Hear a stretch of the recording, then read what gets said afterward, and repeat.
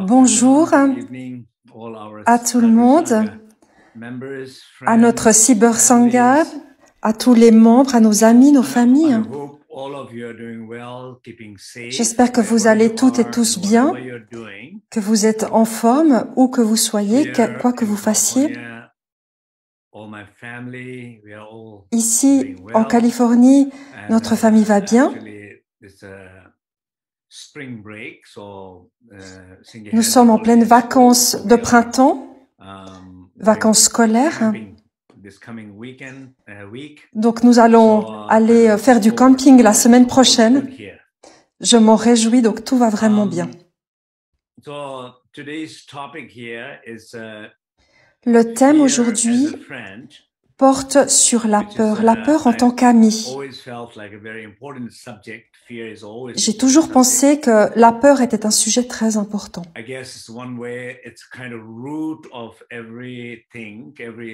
Parce qu'elle est la racine dans beaucoup de traditions spirituelles, dans beaucoup de connaissances éveillées, et même dans la société. La peur joue un rôle très très important. Regardez par exemple la bourse. La bourse monte et baisse. Les spéculations vont en haut et en bas, mais aussi notre survie en tant qu'être humain est basée aussi sur la peur. Nos mécanismes de protection sont basés sur le réflexe de la peur. Ce que je veux dire, c'est que la peur n'est pas négative. Il n'y a rien de mal à ça. Dans de nombreuses situations, c'est plutôt une source de développement, de connaissances, de richesse, de santé, de science, de trouvailles. Ça permet de progresser. Mais il y a aussi un côté obscur de la peur qui mène à des guerres, à des combats, à des disputes, à la déconnexion, à des relations toxiques. Donc, la peur a ces deux aspects. Ce n'est pas en soi la peur dont il s'agit, mais c'est plutôt notre relation à la peur dont il s'agit. Cette émotion est très puissante. Elle peut être très profonde en nous, et quand c'est le cas, on le sent même au niveau cellulaire de notre corps.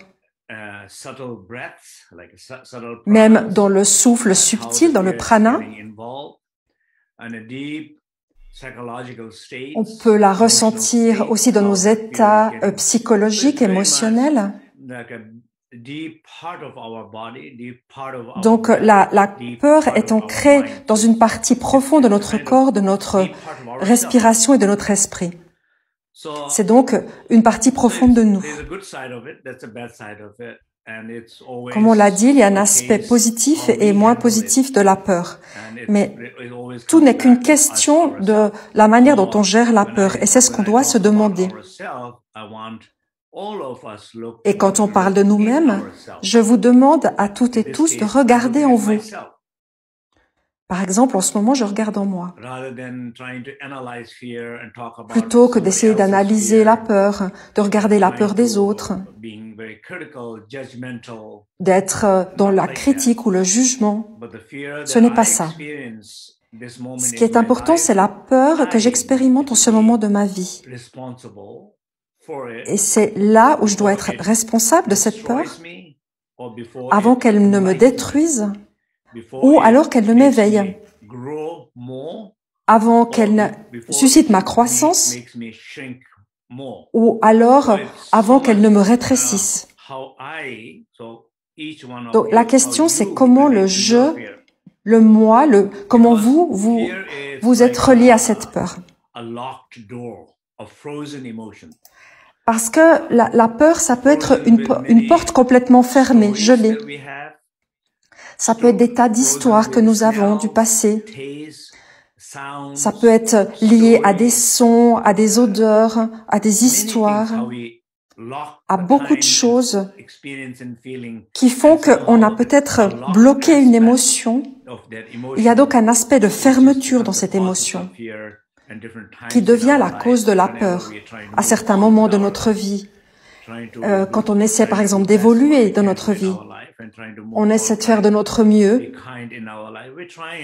on essaie de faire de notre mieux, d'être bon dans notre vie, mais on sent qu'il y a un blocage. On sent qu'une porte est fermée. La seule solution pour ouvrir cette porte est donc d'utiliser la clé de la conscience, de l'attention. Parce que l'attention est la clé. Et je parle toujours de ça, toujours de la conscience. Et peut-être que vous commencez à être fatigué d'entendre toujours parler de cela. Rigpa, en tibétain, qui est le message principal de la tradition Dzogchen. Quand on parle de la conscience, de l'attention, ça ne veut pas dire que vous soyez toujours conscient de quelque chose de positif. Bien sûr, la conscience en soi est quelque chose de très bien. Mais quand on pense à cette conscience, on pense toujours qu'il faut être positif, qu'il faut voir le verre à moitié plein plutôt qu'à moitié vide, de voir le bon côté de notre vie plutôt que le côté obscur de notre vie. Et c'est les conseils qu'on se donne les uns les autres en général. Mais il est aussi important, quand on n'est pas capable de voir le verre à moitié plein, et que vous voyez au contraire le verre à moitié vide, peut-être que vous êtes ainsi, vous êtes celui qui voit le verre à moitié vide. Peut-être qu'on l'a fait pendant une grande partie de notre vie, dans nos relations, dans notre famille. Peut-être qu'on le fait depuis longtemps, ou alors dans nos affaires, dans notre profession, ou alors en termes de créativité, ou alors on le fait dans les relations avec autrui, ou alors on le fait dans notre pratique spirituelle, ou dans nos relations amoureuses, intimes avec quelqu'un. Peut-être qu'on voit toujours les aspects négatifs. On voit ce qui a été négatif, ce qui est négatif, ou ce qui pourrait encore aller de négatif dans le futur. Alors là, la conscience a un rôle très important. Il est important de constater, de réaliser qu'on voit toujours le verre à moitié vide. Bien sûr, je préférerais être conscient que je vois le verre toujours à moitié plein. Mais là, il est important d'être conscient du fait qu'on voit le verre à moitié vide. Ce qui est important, c'est ma capacité de voir exactement ce qui se passe, c'est-à-dire que le verre est à moitié vide. Et c'est encore plus important quand on voit les choses avec une certaine négativité que quand on les voit avec une certaine positivité. Parce que ceci, nous avons besoin de l'éveiller, nous avons besoin de nous en libérer. Ce qui est important, c'est cette capacité à voir quelle est notre douleur, quelle est notre peur. La conscience de la peur est très importante. Parce que ce que nous faisons, la plupart du temps, dans la plupart des cas, pour la plupart d'entre nous, la peur n'est pas une bonne expérience. Parce que ce n'est pas très agréable. Et ça nous rétrécit. On n'arrive plus à respirer profondément, on respire de manière superficielle, on se contracte. On devient de plus en plus limité. On se sent complètement instable, on a la pression qui monte. Notre niveau de stress augmente, l'anxiété augmente. Donc ce n'est pas une expérience très amusante. Et c'est pourquoi on n'a pas envie de l'avoir, cette expérience. Et on essaie de l'éviter.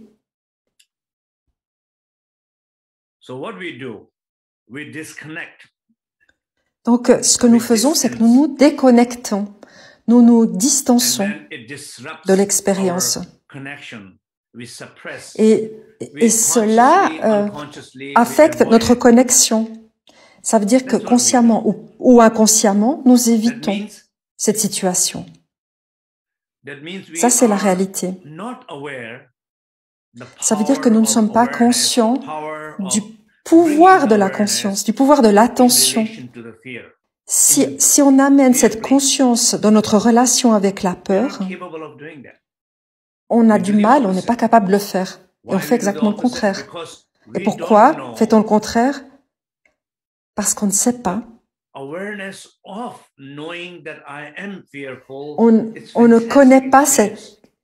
ne reconnaît pas que la conscience, d'avoir conscience de la peur, est une méditation, est une pratique de Tche.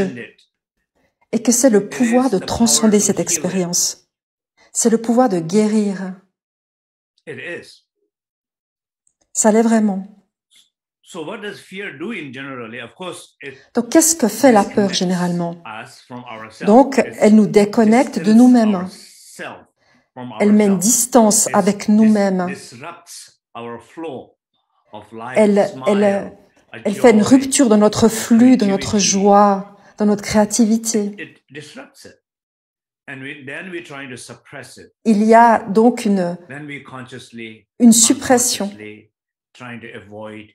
Ce qu'on essaie de faire, inconsciemment ou consciemment, c'est d'éviter cette histoire, cette expérience. Ce que je veux vous dire, pour résumer, c'est qu'il est important de faire confiance, de reconnaître qu'en amenant la lumière de la conscience dans l'obscurité de la peur, c'est la pratique. Ce n'est pas en fuyant qu'on va pratiquer.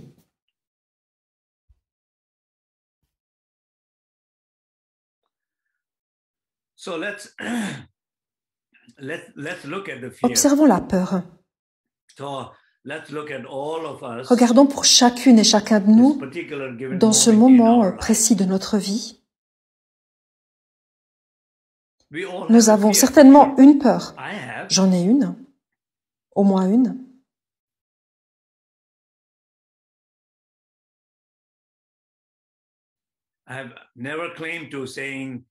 Je n'ai jamais prétendu avoir un truc magique, un pouvoir magique, être plus éveillé et ne pas ressentir de peur. Non, je n'ai jamais prétendu cela. Je ne le ferai jamais. Je suis comme chacun d'entre vous.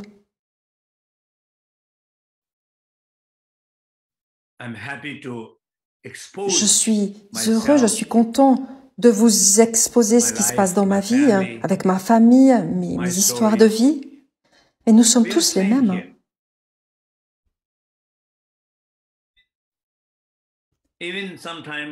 Même parfois, quand j'explique quelque chose, je ne veux pas dire que je fais mieux, que j'arrive vraiment à pactiser avec la peur mieux que vous.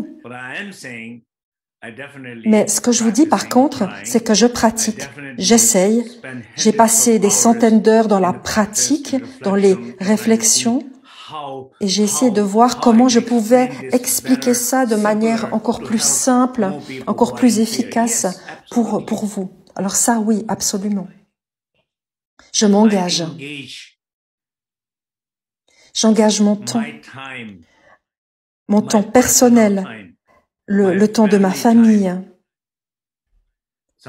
ou mon temps dédié à la créativité, je le consacre à ça pour voir comment je peux vous aider plus.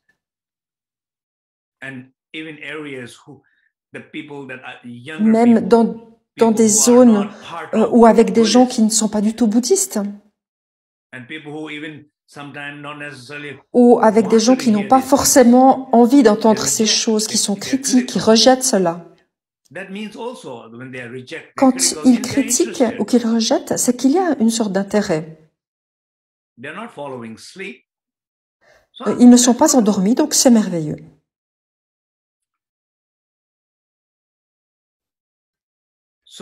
L'histoire de la peur.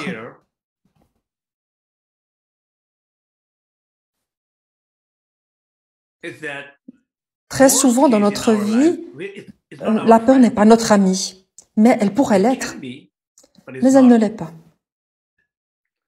Et si on pensait à cela? Un exemple. Pensez à un excellent ami, une excellente amie, à vous. Ça peut être quelqu'un que vous connaissez depuis longtemps ou pas. Pensez à un nouvel ami, une nouvelle personne. Ainsi, l'amitié est plus récente. Comment ça s'est passé? Vous avez rencontré quelqu'un? Soit on vous a présenté, ou bien vous avez rencontré quelqu'un par hasard. Vous avez commencé à parler, vous vous êtes dit, mais c'est qui cette personne? Elle a l'air sympa, mais peut-être un peu étrange. Cette personne parle beaucoup. Elle a l'air très amicale. Vous voyez que vous étiez ouvert à l'expérience, mais vous étiez en permanence dans les jugements envers cette personne. Ce que vous avez fait, c'est que vous n'avez pas laissé votre jugement interférer avec ce processus de connexion à la personne. Vous êtes resté ouvert. Vous avez progressé et vous avez proposé « Allons boire un café ».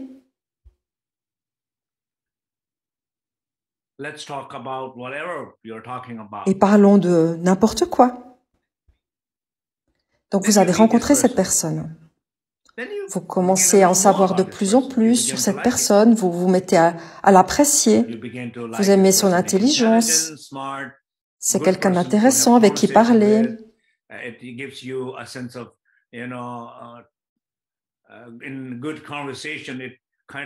C'est une personne qui, dans les conversations, vous renvoie beaucoup à vous-même.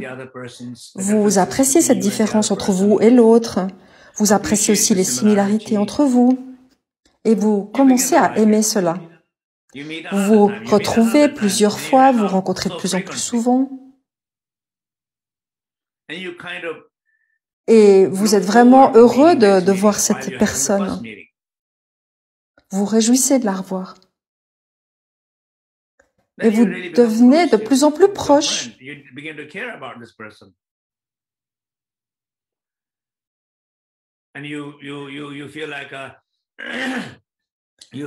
Vous ressentez que cette personne pourrait vous aider si vous avez besoin d'aide. Et vous pouvez aussi l'aider, vous vous sentez prêt à l'aider si besoin est. Il y a une amitié. Il y a une amitié qui se développe, un lien. Il y a une proximité qui s'établit, il y a une sollicitude.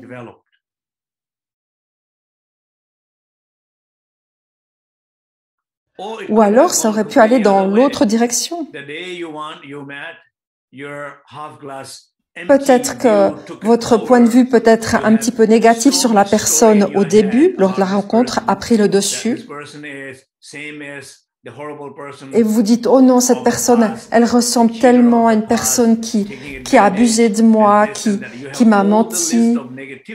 Ça vous renvoie à beaucoup de négativité du passé. C'est comme une chose qui revient du passé en cette personne. Et là, vous avez perdu l'occasion de la rencontrer parce que vous n'êtes pas assez ouvert pour rencontrer la personne. Vous n'êtes pas ouvert pour parler, pour partager, pour donner, pour recevoir. Et vous avez raté l'occasion. Tous les bons amis que vous avez, c'est ainsi que vous avez développé l'amitié avec eux.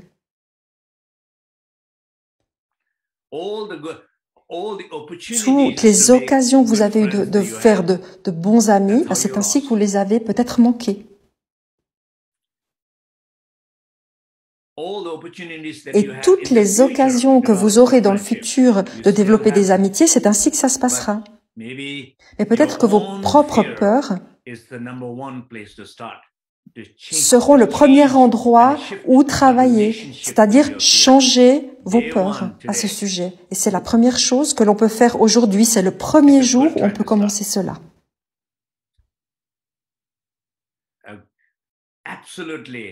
Vous pouvez dire aujourd'hui, c'est le jour.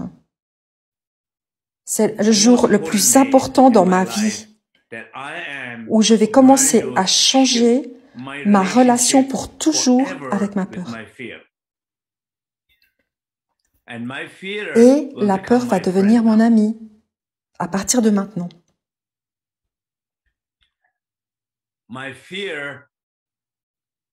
La porte de ma peur va maintenant s'ouvrir.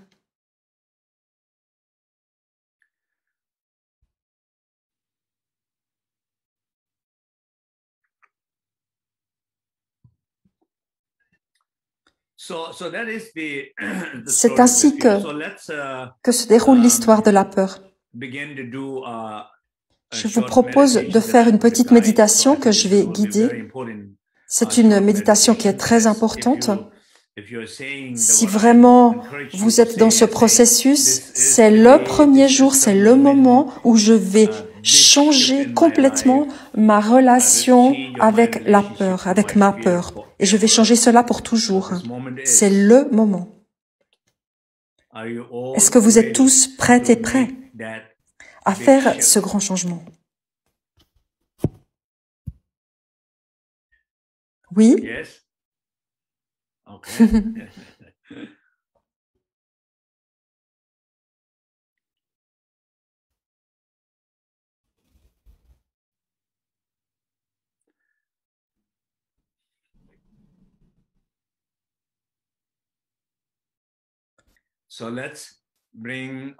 Amenez votre pleine attention à ce moment précis, à ce lieu où vous êtes, dans votre corps, avec une attention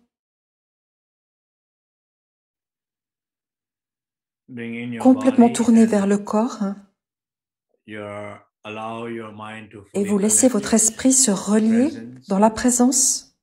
Vous vous reposez dans ce moment présent, dans ce corps.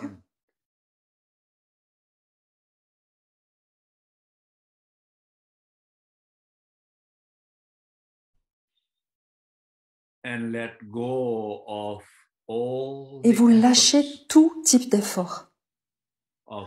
Tous les efforts de votre corps. Soyez conscient et lâchez, reposez-vous.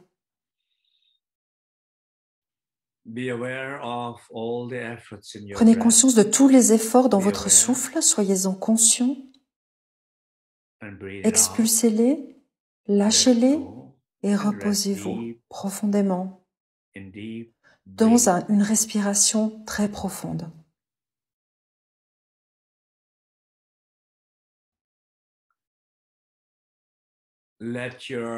Laissez votre cœur se reposer et ressentez s'il y a n'importe quel type d'anxiété, d'inconfort, de douleur. Soyez-en conscient, tout comme une mère est consciente de l'inconfort de son enfant. Elle rassure l'enfant, elle le laisse se reposer. Il se repose dans les bras aimants de sa mère. Laissez ainsi votre cœur se reposer.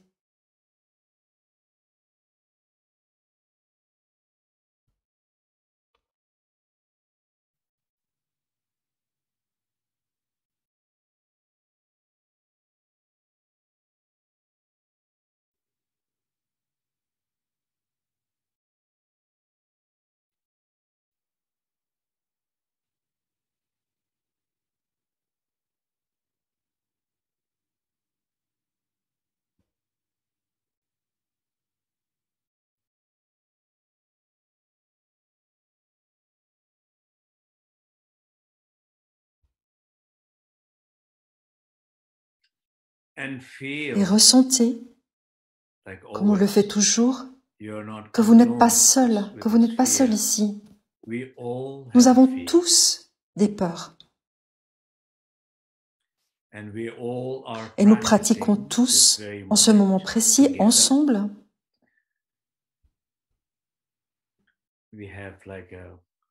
Nous avons plus de 460 personnes connectées.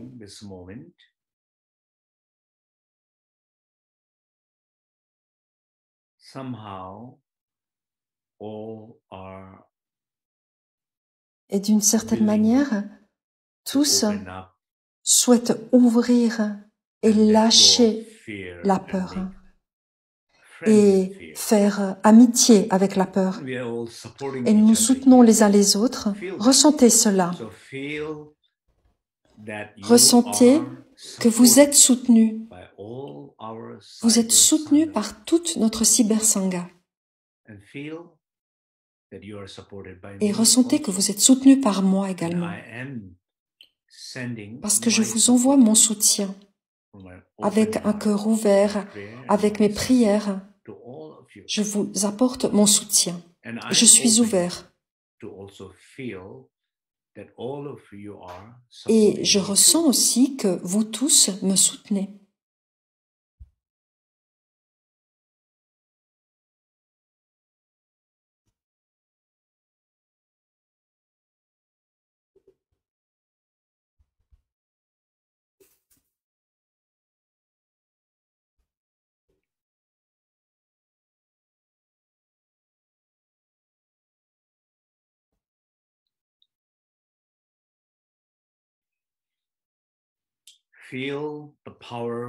Ressentez le pouvoir, la force de ce soutien.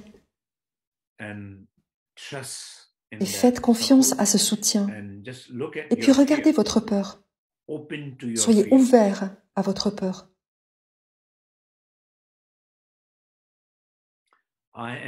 Je suis ouvert et je regarde ma peur la plus profonde qui se manifeste dans n'importe quel type de forme, d'histoire de ma vie. Je suis ouvert et je la regarde. Je suis ouvert pour écouter ma peur, pour ressentir ma peur.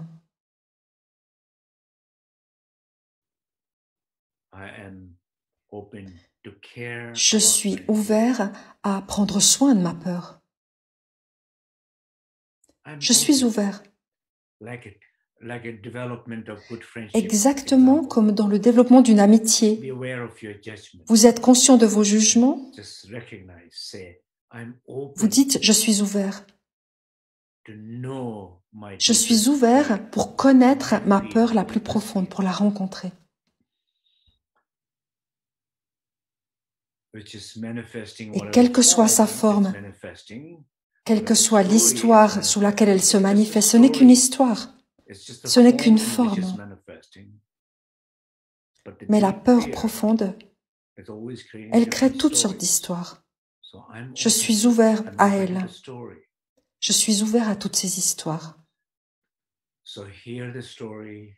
Donc écoutez les histoires, ressentez la peur. Ressentez la sollicitude, l'attention que vous avez envers cette peur, la compassion.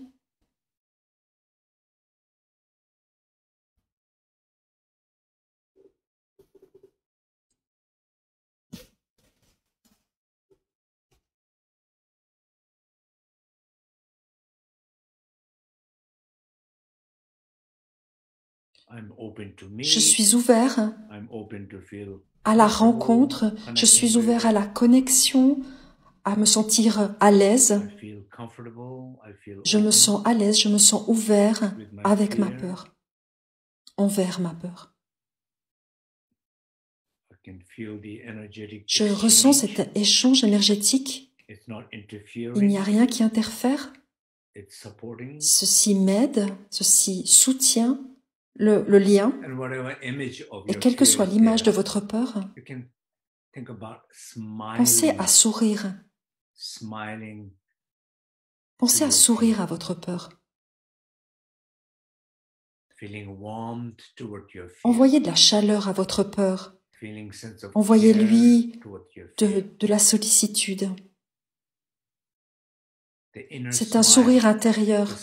C'est le sourire du cœur. C'est le sourire de toutes vos cellules, de vos organes. Aussi de votre expression faciale. envers cette peur.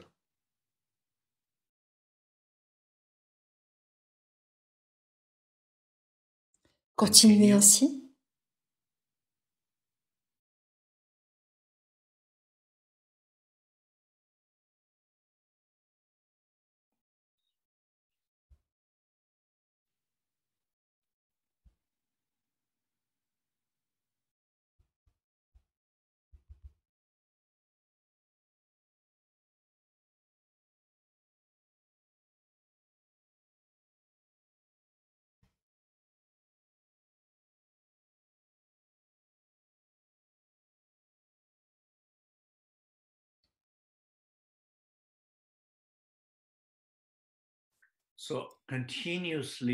Continuez à établir une connexion authentique dans le corps, dans le souffle, dans le cœur. S'il y a une histoire, alors connectez-vous à cette histoire. Regardez-la. Tout n'est qu'une question d'être ouvert au lien, à la connexion, d'être ouvert au ressenti, d'être ouvert à se rapprocher, à sourire, à faire une étreinte à la peur. Et il y a ce terme que j'utilise, c'est donner une étreinte chaleureuse, lumineuse et vaste à la peur. C'est donc une étreinte vaste, ça veut dire qu'on est ouvert, lumineuse, on a de la conscience, et chaleureux, ça veut dire qu'il y a de la bonté. Donc, soyez un avec cette expérience de peur et donnez-lui une étreinte. Et soyez avec elle, en vous sentant à l'aise, en vous reposant profondément. Nous allons écouter le Saleo Mantra et nous aurons un sentiment de protection, de soutien, les uns pour les autres.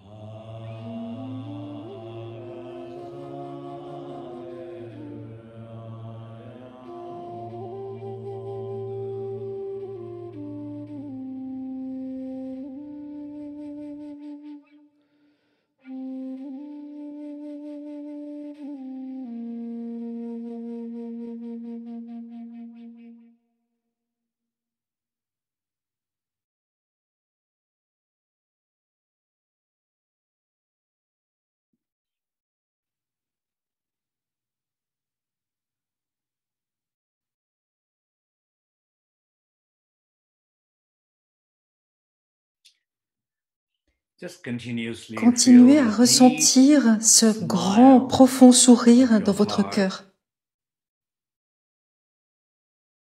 envers la peur. Il n'y a plus de peur là.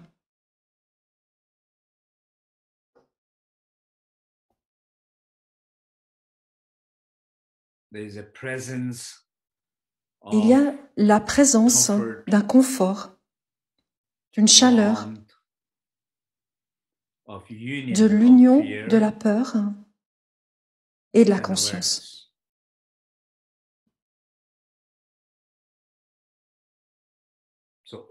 Donc tout va bien, tout est bon. Vous ressentez plus d'espace, plus de paix.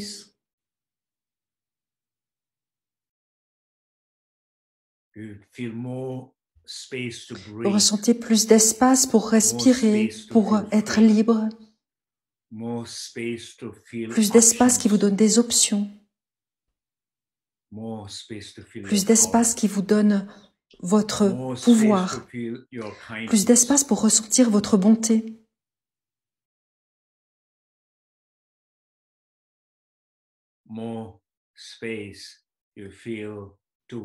Plus d'espace pour prendre de meilleures décisions, qui résulteront à de meilleures actions, de meilleures communications, de meilleures décisions.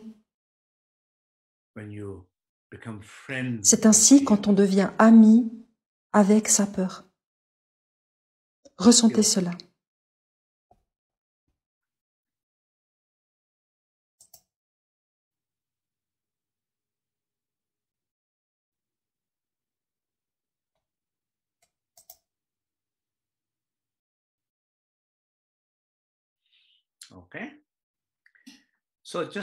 Maintenant, pour conclure, comment s'est passée la méditation? Je suis toujours intéressée d'avoir vos retours, vos impressions. Comment était-ce?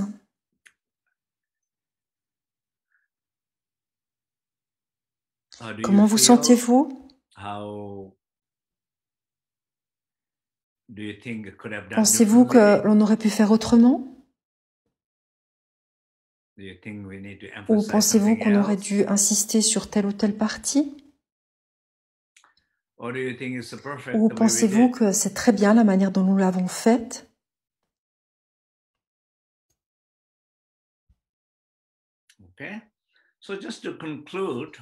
Pour conclure, nous avons commencé par ce sentiment que, au départ, nous considérions qu'il y avait quelque chose de négatif avec la peur, que la peur est quelque chose de mal, qu'elle n'a aucune utilité. C'est quelque chose que l'on doit essayer d'éviter ou de fuir, que l'on ne doit pas la regarder, qu'on ne doit pas s'en faire une amie. Et cette idée fondamentale, c'est l'erreur. Ceci est très, très important. C'est changer sa vue fondamentale, son point de vue sur la peur.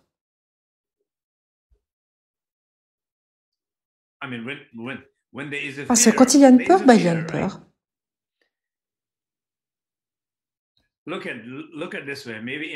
Disons-le ainsi. Imaginez que vous êtes assis avec un Bouddha. Il y a un Bouddha en face de vous. Il y a un être éveillé en face de vous. Et le Bouddha dit, je n'ai pas peur. Je n'ai peur de rien. Et au moment où le Bouddha dit cela, et vous le regardez, et vous vous dites, oh là là, il me fait peur. Je me sens mal quand quelqu'un dit ce genre de choses. Vous voyez ce type de dynamique relationnelle. Et il y en a un qui est impavide, sans peur, et vous avez encore plus de peur. Essayez de ressentir cela. Imaginez, juste pour s'amuser. Et vous dites au Bouddha, allez, expérimentez une peur. Et le Bouddha va dire, pourquoi est-ce que je devrais expérimenter la peur? Je n'en ai pas. Ou alors si le Bouddha vous dit « N'ayez pas peur, n'ayez aucune peur, pourquoi avez-vous des peurs ?»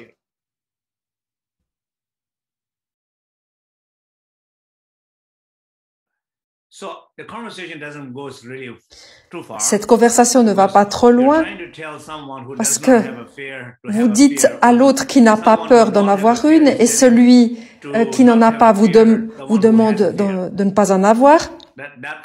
Vous n'allez pas aller bien loin ainsi. Mais le Bouddha ne fait pas ainsi.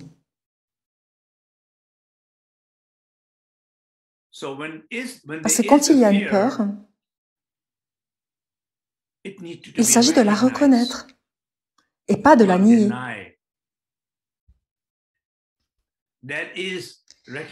Cette partie de reconnaissance, c'est ce qui permet de transcender la peur. À n'importe quel moment, au niveau extrêmement pratique, à tout instant, quand vous avez cette peur qui est déclenchée, quand il y a une peur profonde dans une situation, dans une histoire particulière, c'est très très important de la reconnaître. Et il n'y a rien de mal à ça. C'est un message. C'est comme un appel téléphonique. Il y a une sonnette et vous allez lire le message. Ou alors vous recevez un email, ou un appel ou une lettre.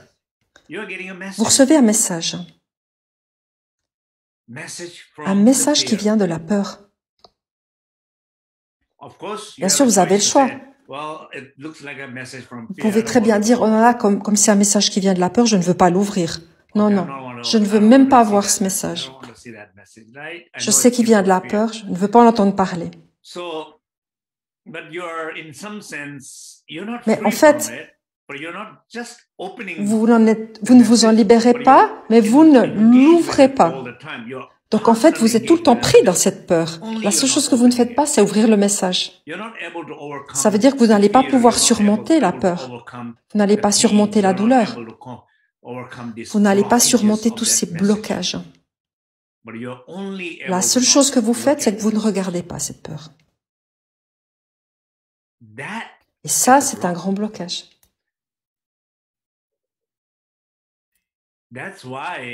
Et c'est pourquoi si, à la place, vous reconnaissez, vous dites, mais je suis ouvert à ma peur. J'ai envie de la regarder. Je souhaite l'écouter. Je souhaite la ressentir. Je souhaite travailler avec elle. Le simple fait de poser cette intention, vous le faites pendant quelques minutes, une demi-heure ou plus, vous allez devenir toujours plus fort, immunisé en quelque sorte face à la peur. Et cela va vous aider à la gérer, à la regarder. Et vous allez être capable de regarder le message, de l'ouvrir. Et vous allez voir quel est le message. Et vous n'avez pas besoin forcément d'agir tout de suite. En particulier, si vous êtes quelqu'un qui est dans beaucoup de peur, si vous vous sentez complètement déconnecté, ne faites rien. Laissez votre corps se reposer. Laissez votre souffle, prenez de profondes respirations, laissez votre cœur s'ouvrir, prenez du temps avec la tranquillité, le silence et l'immensité. Prenez les 3 pilules précieuses. Et ensuite, vous regardez à nouveau la peur. Et là, vous allez être capable de la voir, de l'écouter, de la ressentir et de devenir ami avec elle. Et quand vous devenez ami avec votre peur, ça vous enseigne quelque chose.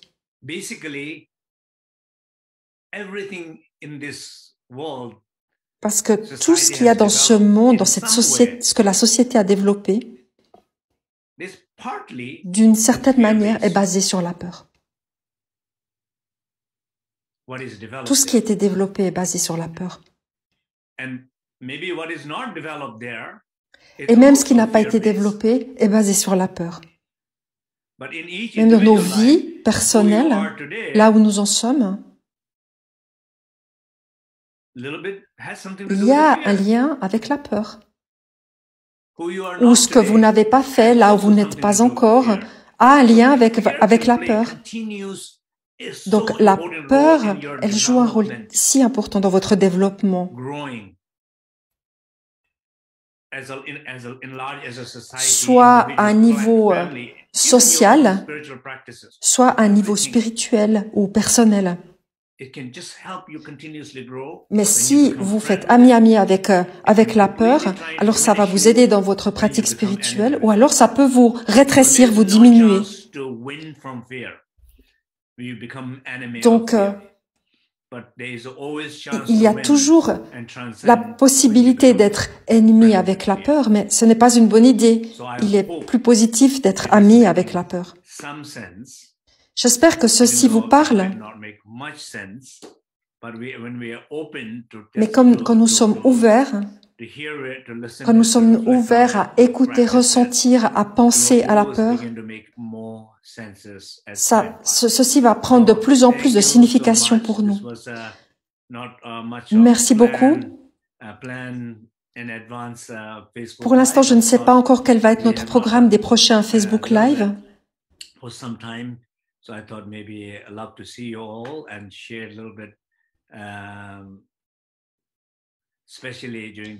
Donc pendant toute cette période de pandémie, j'ai eu à cœur de partager avec vous, et je pense que la peur est un sujet essentiel à gérer.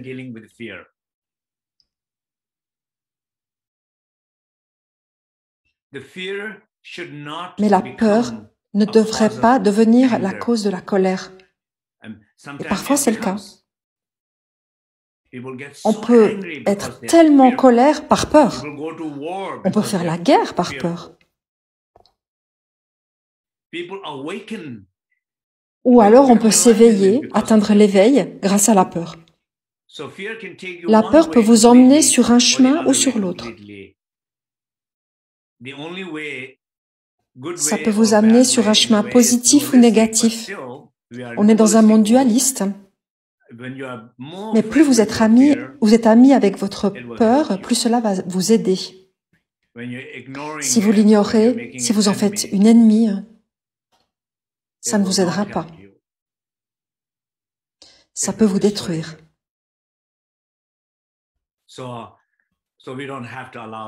Donc, ne laissons pas la peur nous détruire. Faisons amis avec la peur. Mais ne serait-ce que pour s'amuser. Peut-être pendant quelques jours, dites-vous, je suis ouvert à ma peur. Je suis ouvert à parler, à discuter avec ma peur, à l'écouter, à m'asseoir avec ma peur, à lui sourire, à lui serrer la main, à danser avec ma peur, à chanter une chanson à ma peur, à lui écrire un poème. Je souhaite travailler avec ma peur. Et vous continuez ainsi en profitant de ce lien, de cette conversation avec joie et amour. Et vous allez atteindre une croissance, un développement grâce à votre peur qui sera votre amie. Merci beaucoup.